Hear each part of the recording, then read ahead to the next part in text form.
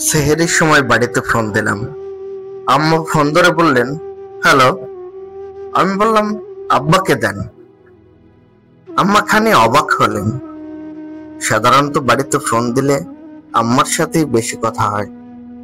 আব্বা ফোনে কথা বলতে তেমন স্বাচ্ছন্দ্য বোধ করেন না। আম্মা আব্বাকে ফোন দিলেন।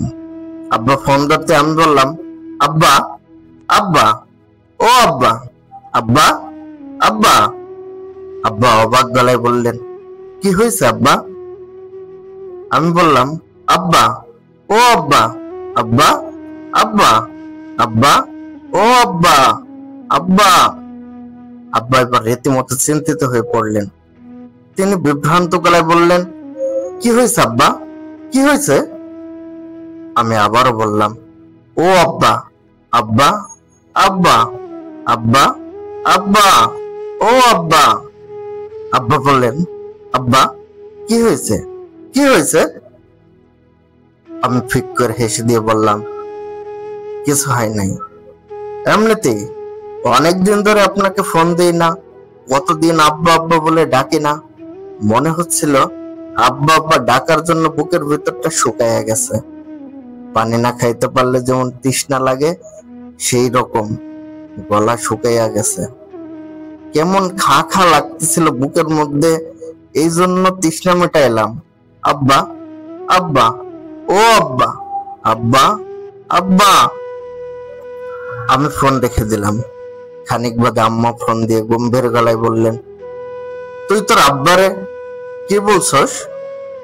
আমি বললাম, কেন, কি হয়েছে? আম্মা বললেন, কি হয়েছে মানে? সেটা তুই তো ভালো জানোস। সে ফোন রাখনের পর থেকে কাঁদতাছে আর কাঁদতাছে। নামাজে দাঁড়াইয়া মোনাজাত দইরাও হাও মাও কইরা কাঁদতাছে। কি কইছস তোর আব্বারে? কি বলেছি আমি? আমি হঠাৎ চুপ করে যাই, একদম চুপ। আম্মার প্রশ্নের কোনো জবাব দেই না, চুপ করে বসে থাকি, নিঃশব্দ। আম্মা আম্মাকে জিজ্ঞাসা করতেই থাকেন, আমি জবাব দেই না।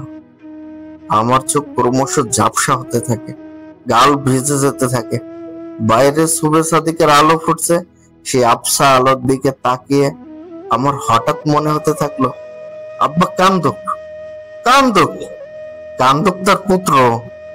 জগতে এই কান্নার খুব দরকার, খুব খুব দরকার। এই অস্থির সময়ে অজস্র কষ্ট, বেদনা, হাহাকার, ঘৃণা, মৃত্যু, জিজ্ঞাসার কান্নায় ক্রমশ ডুবে যেতে থাকা জগতে এমন গভীরতম অনুভূতি, তীব্র কান্না, এমন অপার ভালোবাসায় ডুবে থাকা বিশুদ্ধতম কান্না খুব দরকার, খুব দরকার, খুব দরকার।